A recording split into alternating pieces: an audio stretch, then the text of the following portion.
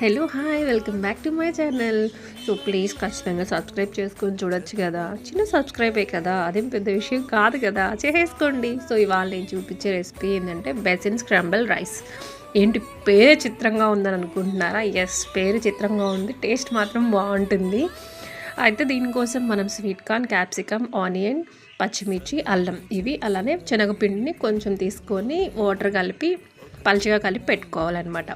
So ఇప్పుడు process ఏంటంటే నేను దీనికోసం ఆలివ్ ఆయిల్ యూజ్ చేస్తున్నా. ఆలివ్ ఆయిల్ అయితే కొంచెం లైట్గా ఉంటుంది కదా, డైట్లో వాళ్ళకి కూడా బాగుంటుంది ఇది. సో జీలకర్ర వేసేసి తర్వాత ఏమో అల్లం వెల్లుల్లి చిన్న చిన్న ముక్కలుగా కట్ చేసుకున్నాం కదా, అవి వేసేయాలి. తర్వాత పచ్చిమిర్చి ఒకటి తర్వాత ఇంకొకటి వేసుకుంటూ వెళ్ళిపోవడమే. తర్వాత ఏమో ఆనియన్స్, తర్వాత క్యాప్సికమ్ తర్వాత స్వీట్ కార్న్, మళ్ళీ క్యారెట్, అన్నీ ఒకదాని తర్వాత ఒకటి అలా వేసేసుకుంటూ వెళ్ళిపోండి. ఫ్రై అయిపోయిన తర్వాత 5 మినిట్స్ గ్యాప్ ఇచ్చుకుంటూ, మనకి తొందర ఎక్కువ కాబట్టి నేనైతే కొంచెం హై ఫ్లేమ్లో పెట్టి చేశాను, అందుకే మాడగొట్టేసాయి వాళ్ళు కూడా. ఏంటి అమ్మాయి అన్నీ మార్చేస్తుంది అనుకుంటున్నారా? లేదండి, ఎప్పుడో అప్పుడప్పుడు అలా జరుగుతూ ఉంటాయి, అవేం పెద్ద పట్టించుకోకండి. కానీ టేస్ట్ మాత్రం బాగుంటాయి. రెసిపీ అయితే మీరు ట్రై చేయొచ్చు, కానీ మాడగొట్టొద్దు అలాగా. అన్నీ ఫ్రై చేసేసి తర్వాత ఏమో దాంట్లో ఫ్రై చేసేటప్పుడు కొంచెం ఉప్పు కూడా వేసేసుకోండి. చెప్పడం మర్చిపోయాను, ఉప్పు కూడా వేసుకోండి.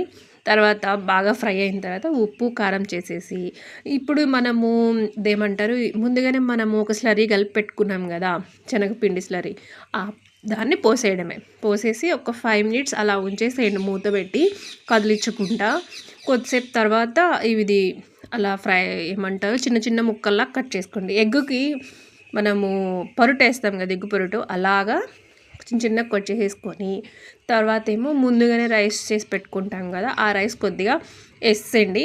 అంటే ఇది కొంచెం తిన్నా సరే కడుపు నిండుగా అనిపిస్తుంది, డైట్లో వాళ్ళకి బాగా యూజ్ అవుతుంది. సో అందుకే చెప్తున్నా, చాలా కొంచెం రైస్ వేసుకొని, నేనైతే ఇది ఇద్దరికి చేశాను, నాకు మా ఆయనకి. సో ఇంత రైస్ చాలా ఎక్కువైపోయింది.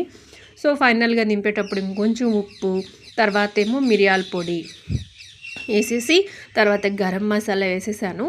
ఇంకా మీ దగ్గర ఉంటే కొత్తిమీర కూడా చల్లుకోండి. తర్వాత ఏమో ఎన్నిసార్లు తర్వాత అంటున్నాను కదా, ఏంటో అప్పుడప్పుడు అలా అవుతూ ఉంటుంది. సో ఫైనల్గా ఇదే నా మాడిపోయిన బేసిన్ స్క్రాంబుల్ రైస్. ఇంతవరకు వీడియో చూసారు కదా, ఎలా అనిపించింది ఏంటనే నాకు కామెంట్లో చెప్పండి. And thanks for watching. ఇంకో వీడియోతో మేము ముందుకు వస్తే ఈసారి నా మాడకుండా ఉండేటట్టు ట్రై చేస్తా. ఓకేనా? Bye bye.